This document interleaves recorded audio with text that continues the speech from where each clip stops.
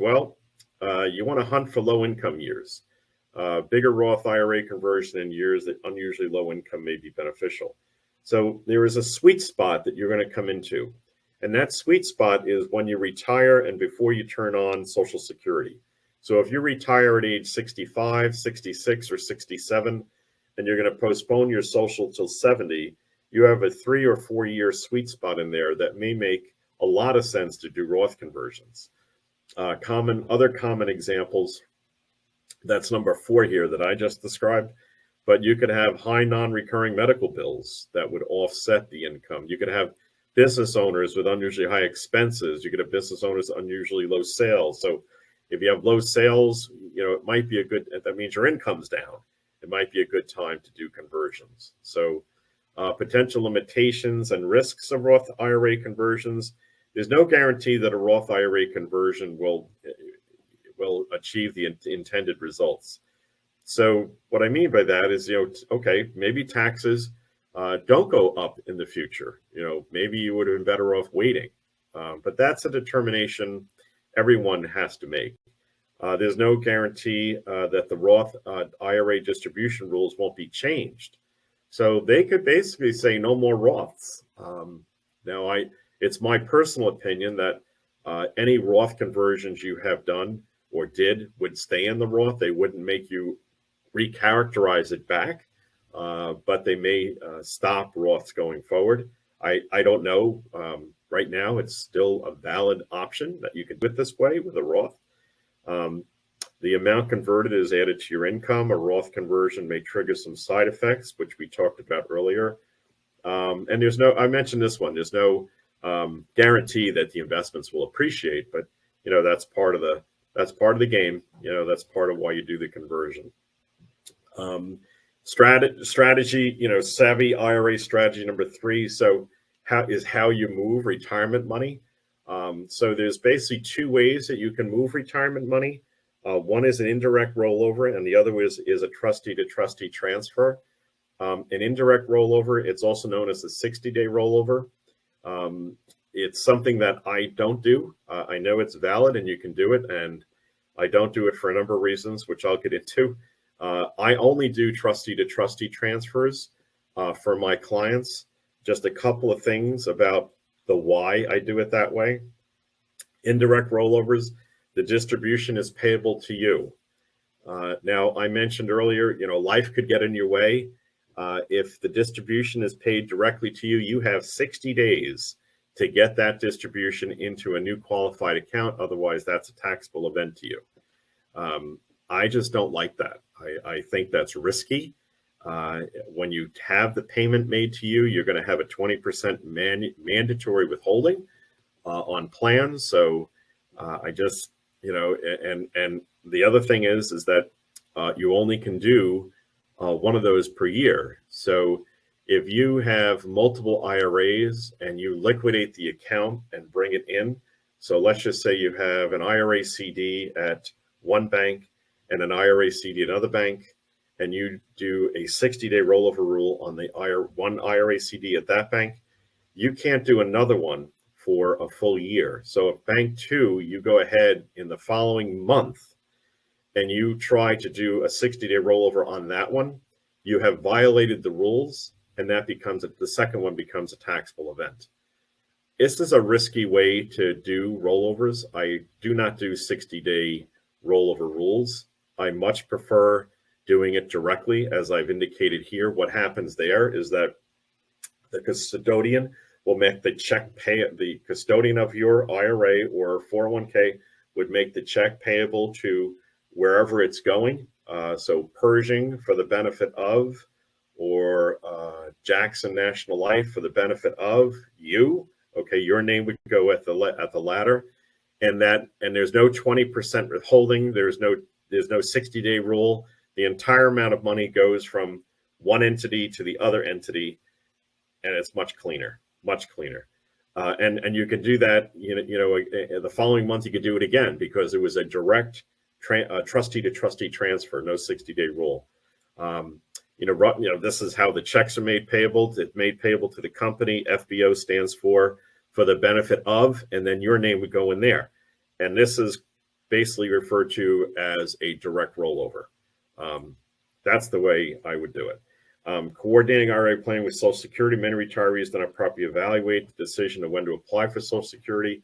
Incidentally, I do a class on Social Security to help people kind of find the sweet spot of when they should claim, because that is a decision that, and if you're a couple, it is a major decision on how much you can get out of the system, how you claim your benefits, when you should claim benefits. It is a personal decision. Social Security is a guaranteed, it's guaranteed for life and has cost of living adjustments. Because of those cost of living adjustments, I like to try to get as much out of the plan as we can. So I tend to coach people to wait to take the benefit, because it's a guaranteed amount of money you get each year by waiting, and you get a cost of living adjustment on a higher balance. Big deals, big deals. Again, delaying Social Security increase your monthly benefit. And I have found, that last bullet is mine. I have found is that retirees claim Social Security much earlier than they have to, and they really miss out on a lot of the guaranteed growth that Social Security would otherwise provide. I think it's very important. So withdrawal from an IRA to delay Social Security, yeah, you read that right. You would incur a taxable event to the IRA, but remember something: if you're delaying taking Social Security for the guaranteed growth and maxing out Social, you have no income coming in. So the fact that you would have go ahead and liquidate perhaps an IRA CD making 0.2% or nothing percent, you're going to pay a tax on that. That is true, but you're going to be in a low tax bracket. So it's not, it really is a measure of how much you keep from the tax man. And it just begs the comment as well, and I'll just share this with you. If you're in that 65 to 70 zone and you're living on savings and you're not paying any taxes, I don't particularly think that's a badge of honor. Deservingly, you don't have to pay taxes, but I think you want to take advantage of paying maybe a little bit in tax to maybe do some Roth conversions, so you escape the tax ban later on those Roth conversions.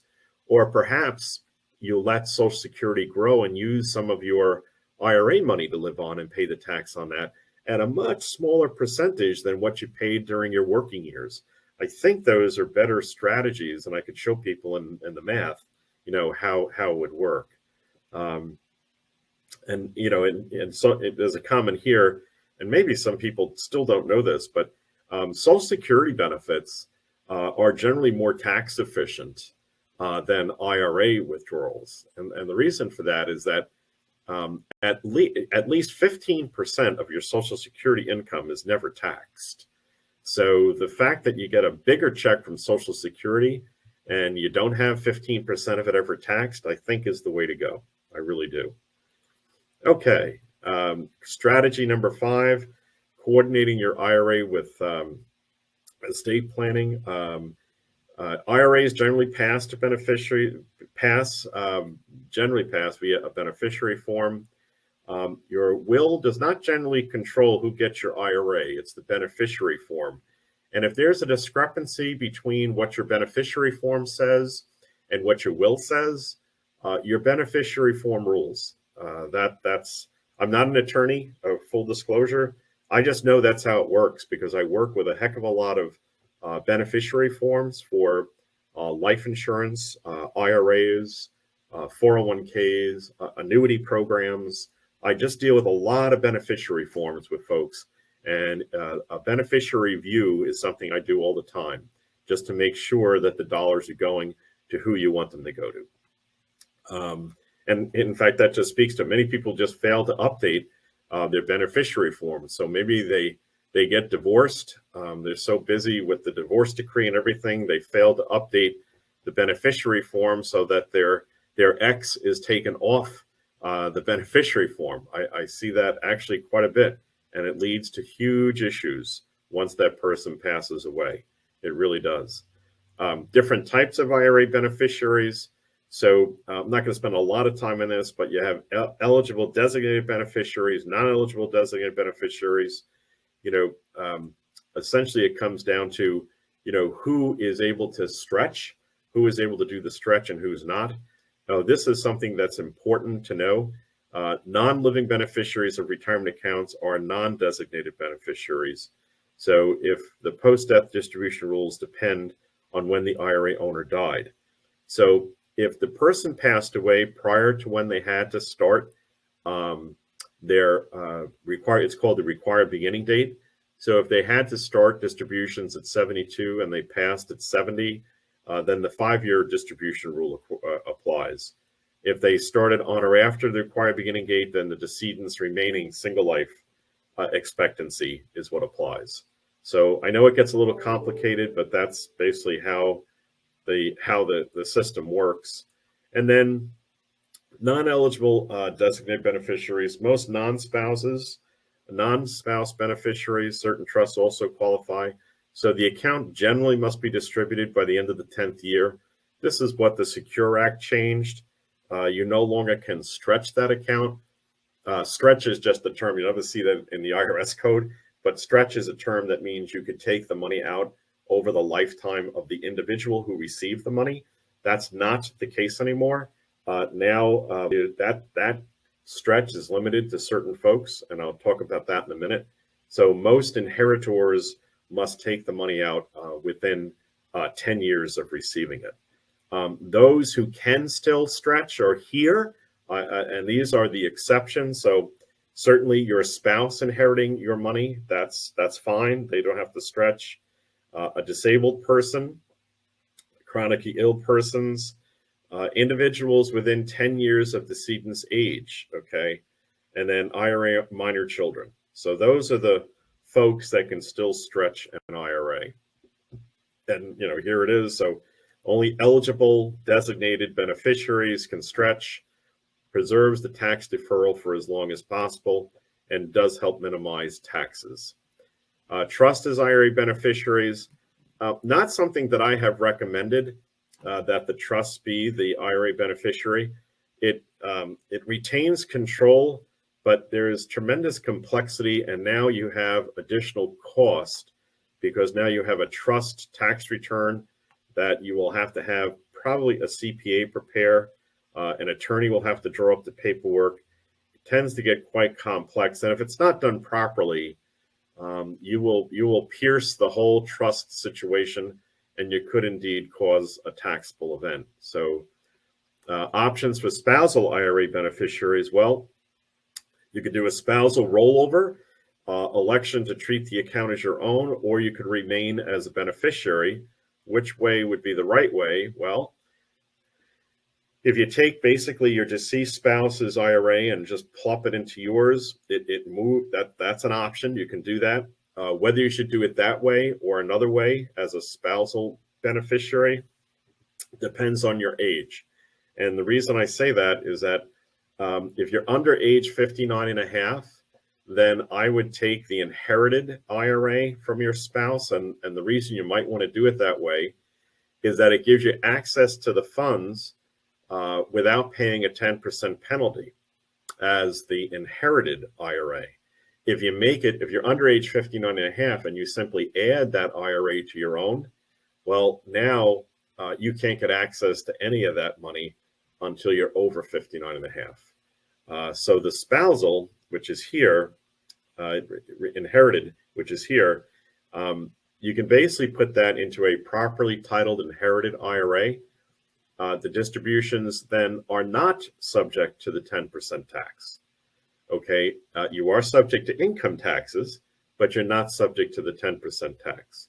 A spousal rollover can always be made once the spouse beneficiary turns 59 and a half. So you can always combine the account into your own after age 59 and a half. But before age 59 and a half, I would recommend you keep them separate just to allow the option to access that received dollars, the IRA, to access those dollars without paying the additional 10%. That's what I would recommend. It's age dependent. That's what it is. Watch out for scams. One of the bigger ones I have seen is that people, back to those 6 options that I gave you, people phone up folks, oh, you have to move your 401k.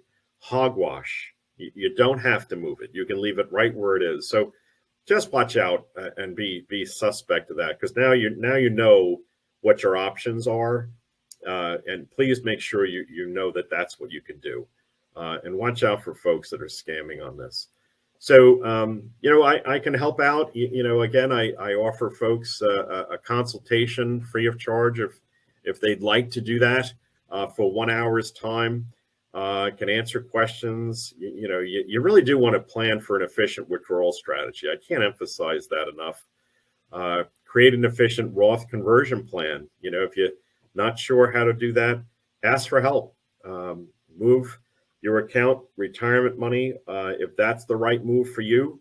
It depends. Decide if you'd use IRA money to hold off perhaps taking Social Security. In other words, build that income bridge. Maybe see if that strategy is right for you. And then help ensure just make sure that the beneficiary forms that you have properly and accurately reflect who you'd like your dollars to go to. Okay. In other words, the right beneficiaries. All right. Well, thank you so much for listening. If you have more questions, I have my contact information here.